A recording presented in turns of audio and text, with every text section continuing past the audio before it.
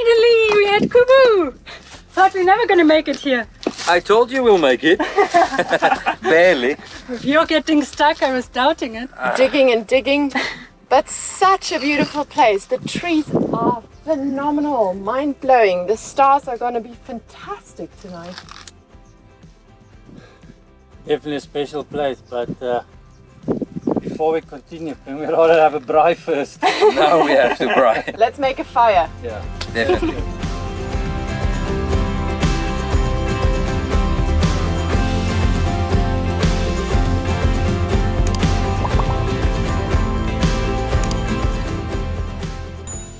While the guys are out making food for us now, yummy, I gathered a few things from the car that we'll need for the stars later on, and I quickly wanted to show you. First of all, obviously, we need a tripod. The sturdier the better, to make sure we can take nice long exposures. Your camera with a nice wide angle lens. We're gonna need extra batteries. Make sure you have enough space on your CF or SD card. And very, very important, various kind of torches. Make sure you get a head torch so you can have your hands free. That's always very useful. Get a stronger torch, a softer light, whatever you've got. And last but not least, you're going to need a remote trigger. It can be one with a cable, without a cable. You can have an intervalometer in there. Whatever you think you will need for tonight.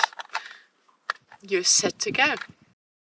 I'm really excited. Finally, I'm on Kubu Island. I've been waiting for this opportunity so long.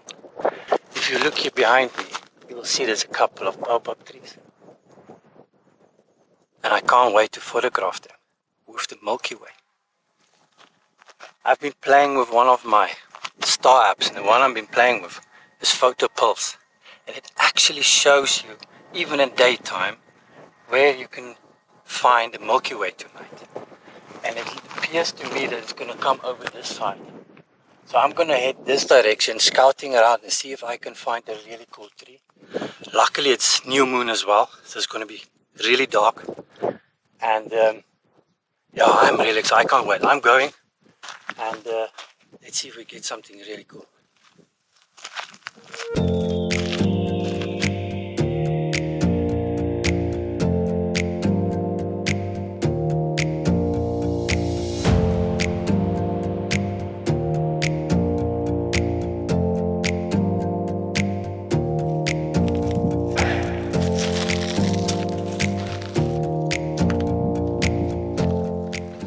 Wow, just look at this spot.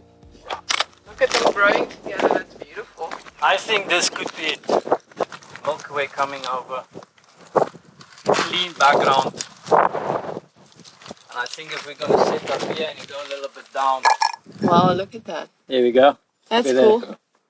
And that's how the Milky Way is going to sit. So the Milky Way will come over here. That's how it starts. Wow. And up there. That's like perfect. I just wish it want to get dark now so we can come and take some pictures.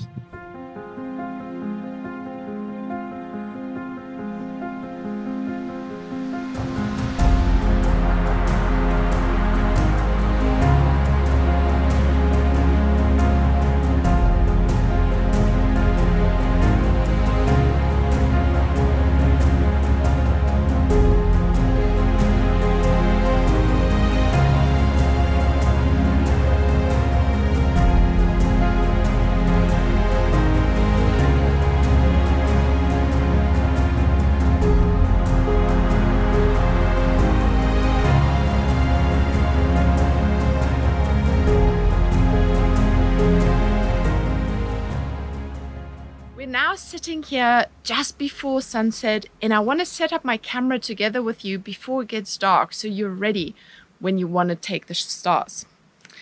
If you do shoot a full frame camera, a 16-35 is great, even 14mm is great. If you shoot a crop sensor, please try and go a bit wider. Not so wide that you get a terrible distortion in the horizon, but you need to make up for the crop. In order to shoot stars, we're going to have to set our cameras on manual, the big M. And we're going to have a look that we're on a 2-second timer so that when we touch the camera on the tripod, we're not going to shake it by accident. And we're going to make sure that we're going to set the focus on the lens on manual focus. Then we can get to the settings. We're going to shoot on the widest aperture that your lens allows. If you have a 2.8 lens, great, go down to 2.8 or even lower if you can. If you have an f4 lens, we're going to try it with the f4. And now it depends how high you want to set the ISO, depending on how much light pollution you have around you. If you have a pitch black night like we do with nice new moon, we're going to try and start off at about 3200 ISO. If you have a camera that really struggles with noise, you might not want to go any higher than that. If you do have a camera with a pretty good sensor, play around with it throughout the night. The higher you push your ISO, the better the Milky Way is going to show. So how long do we need to shoot? If your sensor is pretty good, we can try and shoot under 25 seconds. However, what you need to keep in mind, try and never shoot higher than 25 seconds. Once you hit 30 seconds, the Earth actually moves around the sun, so that our position in the universe has changed and it looks like the stars are blurry. They're not. They just moved a little bit and started making a little tiny streak. So I would start off at 25 seconds. If that's too bright, bring your shutter speed a little bit lower. Let's give it a try.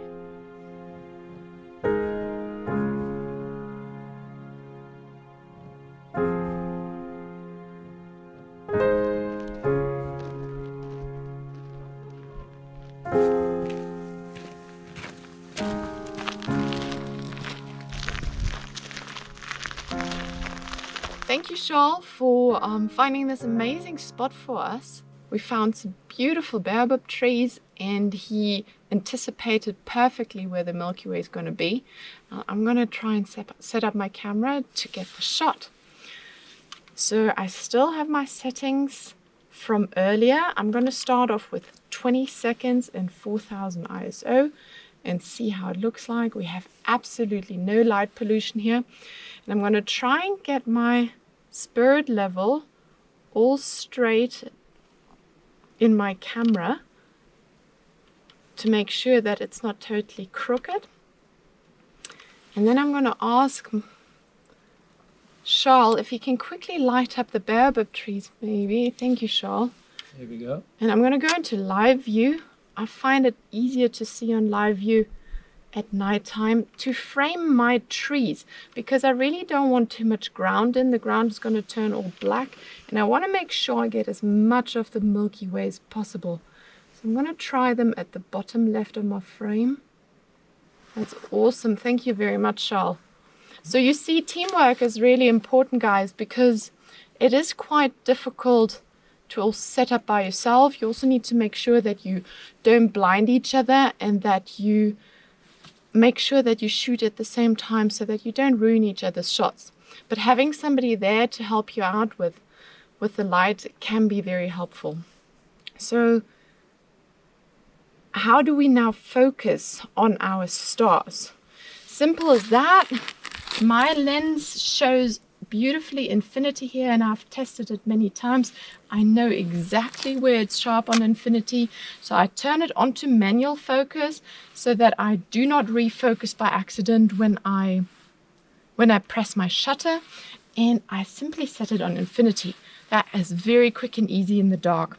However, if you don't know where your lens is the sharpest or you simply can't see properly, there's an alternative. You can go into live view and then you use your zoom, 1x magnification, 5x magnification, and I see a star here.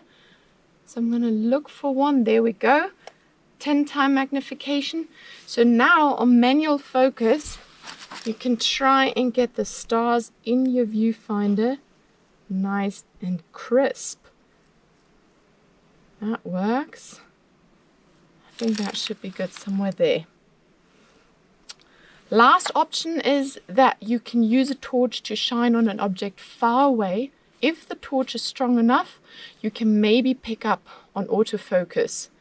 However, then don't forget to switch it back to manual focus before you press the shutter.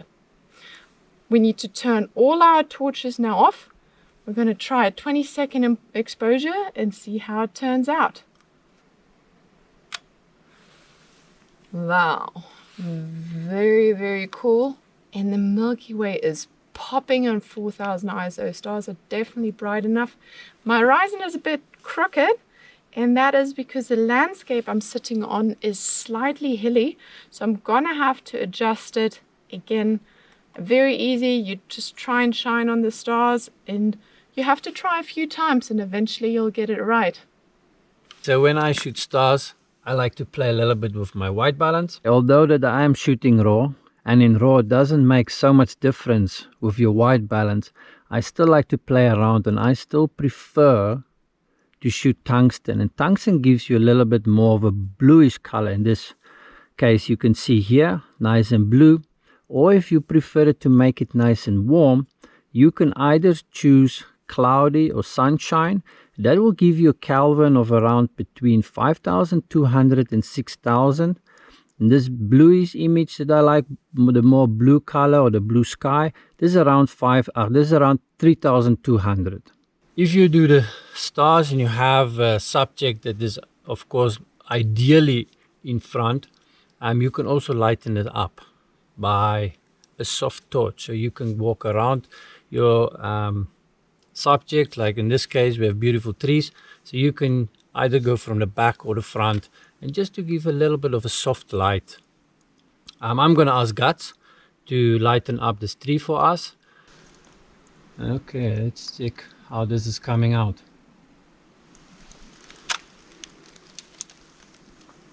Okay, so here we have one without any line painting and a little bit of light, just soft light painted on the baobab tree.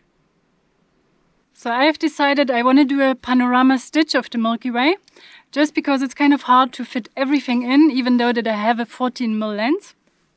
And then later in a software like Photoshop, you can stitch it all together. So the most important thing I found if you want to do panoramas is that you have a proper tripod with a nice panorama head, so that you can tilt the camera very easily in one line, that your software later doesn't struggle to stitch it together. So what I'm going to do is I'm going to throw it into a vertical position just to fit as many stars in as I possibly can. Okay. And then obviously I want to tilt it up, looking in my viewfinder just to see if someone can maybe just shine a torch for me, Guts. Perfect. Okay. That's about right. I'm just going to look at my scale. Yeah, that's straight enough. That will do. And then basically all I have to do is do my 20-second exposure. That is the time I've decided that works well. I did a test shot beforehand. So I'm going to wait 20 seconds. Do not touch my tripod. I did do the pre-focusing, so it's on manual focus. Not going to touch the lens again. And then after the 20 seconds, the easiest way is to tilt it. You have a little scale on your panorama head. To tilt it about 15 degrees each time. And then I just take another shot. So the one is finished. And I go 15 degrees. And the next one. And then I go on until I am at the end of the Milky Way. Just a little note, it is kind of important that you leave a little bit of space and do a little bit of an extra shot where the Milky Way starts and ends. Otherwise you might have a bit distortion. And also leave quite a bit, maybe a third of ground in your picture. That makes it easier for your software later to stitch the image. I will show you in another tutorial how I'm going to stitch it all together. So you can check out our YouTube channel for that tutorial. Sabine, I would really like to do a star trail. We have to use this opportunity to get this. Sure. I did bring the intervalometer that we need to keep the shutter open. How do you want to do it? I'm going to try a long exposure, but Okay. you like the stacking one, don't you? I think so. It's just that if someone walks through with it with a torch or a plane comes through, then the shot is not ruined. You wait after all quite a long time. Very true. That is a problem when you do a longer exposure star trail, that if someone walks through, the damn head torch on their head, or a plane flies through, that you mess up your whole picture and you have to start all over again. But if you have a star stack, you can just delete that specific image, correct? Yeah, that's right. All right, though, should we try it? Another thing that I like about the slow exposure or the long exposure star trail is you get immediate results. You can see it on the back of your screen. Bam, I've got it. Yeah, that's true. Takes quite a long time to download all the pictures and then load them into Photoshop and stack them, or star stacks. But I've heard the result is worth it because you don't have all the hot pixels and the thermal noise. Which is very true, because you do tend to get a bit of a brighter image with a longer exposure. You don't get that nice dark sky, but it does give a lot of noise at the end of the day. I don't have my computer here, and I don't know star stack. I think I should just stay with what I know and going to do a normal long exposure. You do old school, I'll do the new one, and then we see. It's very difficult when you do demonstrate exactly a long exposure star trail, because some of the older cameras, we used to talk about the Magic 4, f4, 400 ISO, 40-minute exposure. But the new cameras with the fancy sensors, you sit with you don't even need to go. You said 100 ISO you found is more than appropriate? Yeah, if you have a bit of light pollution around, you need to be careful and keep your ISO quite low, because the new sensors are very sensitive. Especially when you're close to cities and stuff. I would rather go for the lower one and then see how the result is. You can always brighten it up, but if it's too overexposed, then you might have a problem. Correct. Also, in the old days, we were very careful about burning your sensor. But the modern cameras, the new cameras, you can just stay open for just about ever, as long as your battery lasts. So be careful if you have an older camera. Your sensors start giving trouble 45, 50 minutes and they can burn. But the new cameras keep as long as you want. Yeah. The great thing about both methods is we have lots of time to sit under the stars and just look up and enjoy. I think that's what I appreciate the most about a star trail, is that absolute peace and quiet, the darkness, and you can look at the stars and, you think of those little things you don't always get a chance to think of, and I think it's good for your soul. All right, Sabina, what would you like to shoot? I think south, just to have the nice circular... That circle in the southern hemisphere. We use the Southern Celestial to get that beautiful circle around our subject. You happy with that? Yeah. Put it right in front of me. How do you find it? Now you're testing me. The way I learned it is, I've got a laser here.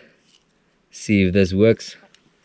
Is we've got the Southern Cross over there. If we extend the long axis of the Southern Cross downwards, and then the two pointers over there align perpendicular to them, where they cross right there, that's the Southern Celestial. So that's the point where you'll get all the stars turning around that. Am I correct? Yeah, sounds about right. Thank you. Perfect. So I'm very excited to see how you're stacking compared to the long exposure. Should we give it a go? Would you line it up for us? I'm going to line mine up, and then you can head over to yours and we get going. Perfect. Guys, are you done? I'm done. Okay. All right, let's have a How look. does it look? Ah. Oh, wow. Really Isn't that cool. That's the one beautiful thing about a long exposure. Yeah. Immediate results. Stars turn beautifully around the baobab tree. Just what we wanted. So it was 55 minutes. Okay. ISO 100. It was a beautiful f2.8, and I like that.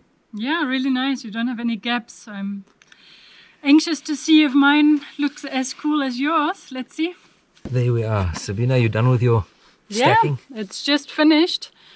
Yeah, I will see it only later. So now you have to get it all back home on your computer and stack it all together. Yeah. And you can use Star Stack and all these fancy... Yeah, I think I'll use Photoshop, but yeah, Star Stacks will also work. But Photoshop I have, so I'm just going to use that. Perfect. Tell me, in your settings for your stacking, what was it? Basically, just as I did shoot the Milky Way panorama earlier, I shot on a 20-second exposure, f2.8 and ISO 3200. Ideally, you want at least 50 frames. I did shoot about 300 now. 300. Because I wanted a nice, proper trail. And then the interval I did set to about 2 seconds. I didn't want to make it too long because then I'm going to get gaps in the trail. Oh, so it's only 2 seconds between your frames. Yeah. And you say if you make it longer, there's gaps. Yeah, there will be gaps between in the trail. stars. That's a nice thing about your method. You won't have any gaps. Finally. Perfect. All right, guys. It was a whole night shooting stars.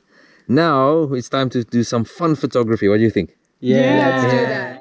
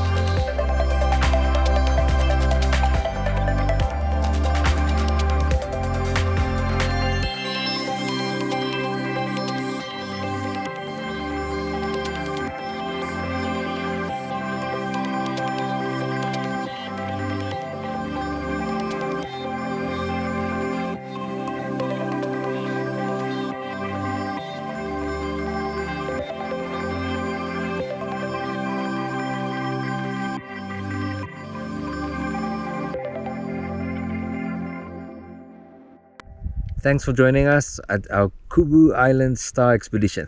Good night. Good night. Good night. You also have yours on. Good night. Good night, guys. Good night. Hello again. Good night. Good night. Good night.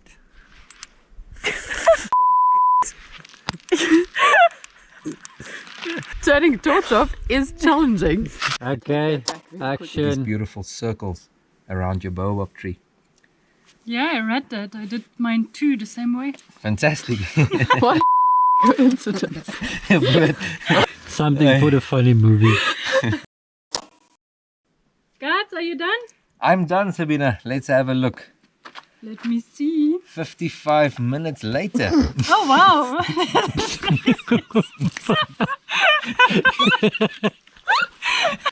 That was funny. And then the two spotters on the left, or whatever you want to call it. It's the pointers. Okay, guys, we are tired of just... No, we're not tired.